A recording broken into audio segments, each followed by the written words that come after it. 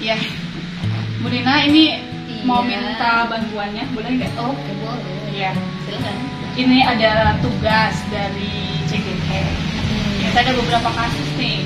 Kasusnya itu ada 4 kasus ini. Dan saya tuh harus milih satu kasus. Kasus dibacakan. Iya, yang biasa kita hadapi. Ya, yang biasa kita hadapi di sehari-hari.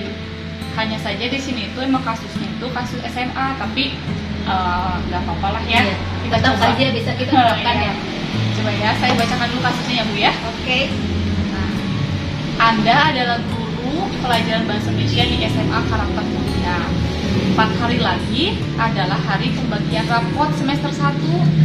Nah, sebelumnya itu semua guru itu telah menyerahkan daftar nilai murid-murid pada pelajaran yang diampunya pada kepala sekolah, Ibu Rosdiana.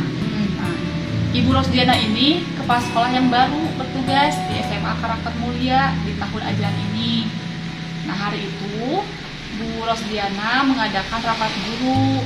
Ia membuka pertemuan dengan berterima kasih atas kerjasama para guru dalam mengajar murid-murid selama ini, dan juga telah mengumpulkan nilai rapot dengan tepat waktu. Kemudian ia menyampaikan bahwa secara umum nilai rapot yang diberikan oleh guru-guru itu terlalu rendah dan tidak mencukupi untuk mendukung murid-murid masuk ke perguruan tinggi atau PTN melalui jalur nilai rapot atau jalur tanpa tes. Nah, ia dengan tegas menyatakan kalau nilai rapot tetap seperti itu, maka murid-murid di sekolah kita itu sampai kapanpun tidak akan pernah bisa diterima di PTN dengan jalur nilai rapot. Nah, ia juga menyatakan bahwa salah satu target kerjanya di SMA Karakter Mulia ini adalah membuat 25% murid diterima di PTN dengan jalur rapot. Nah, oleh karena itu, sejak murid-murid di kelas 10, nilai rapot mereka itu harus dibuat bagus dan menunjukkan grafik peningkatan. Nah, Ibu Rosdiana akhirnya meminta guru-guru untuk menaikkan nilai murid-murid 10 poin. Misalnya dari 70 jadi 80, 80 jadi 90, dan seterusnya. Demi membantu, meminta itu kepada semua guru gitu. Demi membantu masa depan mereka dan juga demi nama baik sekolah gitu. Agar kepercayaan masyarakat meningkat bila banyak murid-murid di sekolah itu diterima di PTN dengan jalur nilai rapot. Nah, sedangkan Anda itu telah mengajar ini di sekolah itu selama 5 tahun, dan selama ini Anda merasa diberi otoritas dan kepercayaan penuh dalam memberikan penilaian gitu kan. Selama ada bukti-bukti penilaian yang lengkap, akurat, dan dapat dipertanggungjawabkan, Anda merasa kredibilitas Anda diragukan dan integritas Anda dipertanyakan. Nah, ini pertanyaannya Ibu ya. Bila Anda meningkatkan nilai tadi ya, apa yang akan Anda lakukan dan atas dasar apa Anda melakukan? Kira-kira gimana? Iya, jadi anggapnya Ibu Rosdiana kepala sekolah itu ya, meminta saya untuk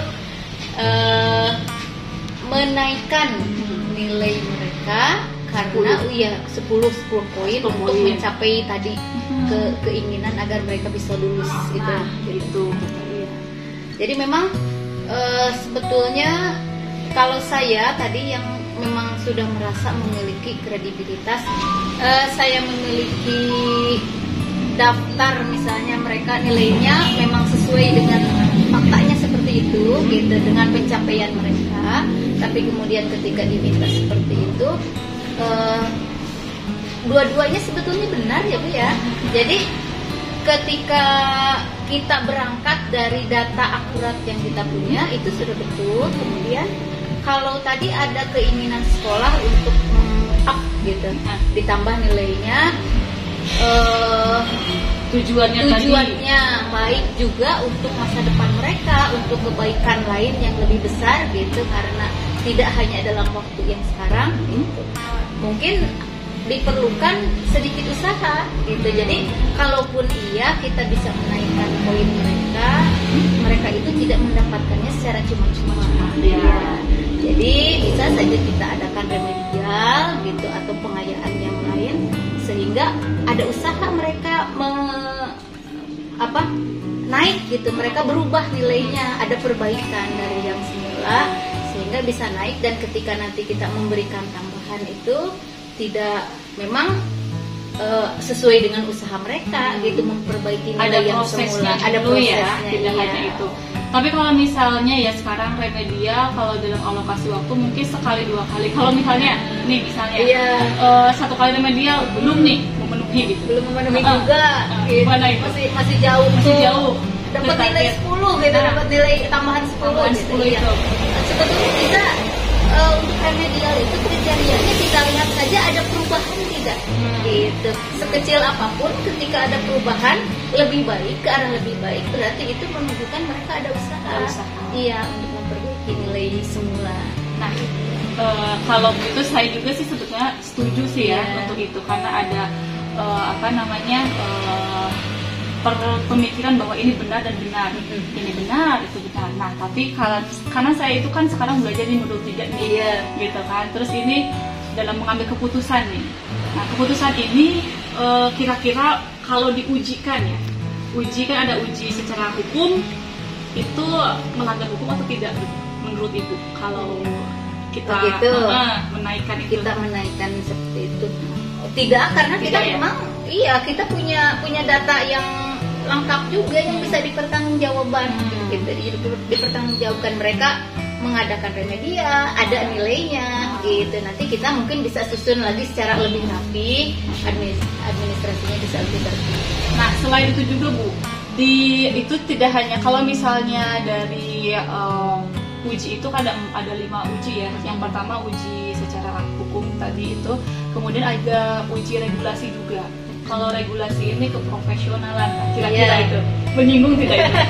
Kalau bisa dikaitkan dengan profesional seorang guru, dilihat dari segi profesionalitas kita gitu.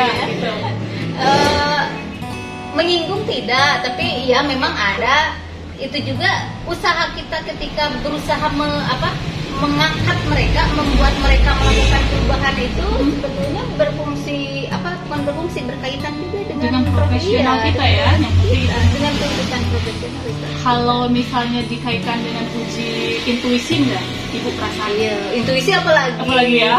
Lebih sayang sama anak ya? Intuisi apalagi, karena kita tidak hanya hubungan guru dengan murid, ya tentu saja ada hubungan yang lain juga. Kita pasti lebih dekat mereka dengan keberadaan mereka, malah kan kita bilangnya guru pengganti orang tua. Nah, sekarang itu kan sudah kita coba ya. Kalau di sini itu menurut modul yang saya pelajari itu, kalau misalnya itu antara dilema etika dengan rujukan moral. Kalau dilema etika katanya itu kan antara benar dengan benar. Kalau misalnya rujukan moral itu antara benar dengan salah gitu. Kalau misalnya setelah keputusan yang kita ambil itu menyinggung 2 uji, ada ujian tadi kan legal katanya enggak ya, regulasi kemudian profesional mungkin agak sedikit tapi enggak terlalu ini ya, karena itu juga karena kita ada usaha juga gitu kan. Sebetulnya itu mungkin maksudnya ke dilema etika. Nah, yang saya tanyakan dulu ke Ibu, ada nilai yang bersinggungan dari sama yang membuat Ibu mengambil keputusan itu gitu. Pertimbangannya itu atas dasar apa gitu? Mau menaikkan itu, apakah memang karena disuruh sama kepala sekolah atau memang dari intuisi tadi atau bagaimana itu? Pertimbangannya memang lebih ke, kalau untuk urusan etika ya intuisi juga. Kita siapa sih yang tidak mau melihat anaknya maju gitu, lebih ini, dan mereka punya masa depan yang lebih bagus. Dan kalau memang bisa kita usahakan dari sekarang, kenapa tidak gitu? Karena anak itu nggak tahu ya nanti akan bakal seperti apa. Nah itu dia. Jadi kalau misalnya kita bantu dari sekarang dengan cara seperti itu, mungkin mereka nanti bisa lebih mudah gitu meraih apa yang mereka mau. Baiklah. Ya mungkin satu kasus sudah terpecahkan ya. Kita terima kasih ya. Aduh, boros ya. Aduh. Ya, terima kasih banyak Bu ya. Iya, sama-sama. Ininya sharingnya gitu. Saya juga kan ini belajar di sini. Iya, tentu saja. Untuk sama-sama belajar kita. Ya, mungkin itu saja ya Bu ya.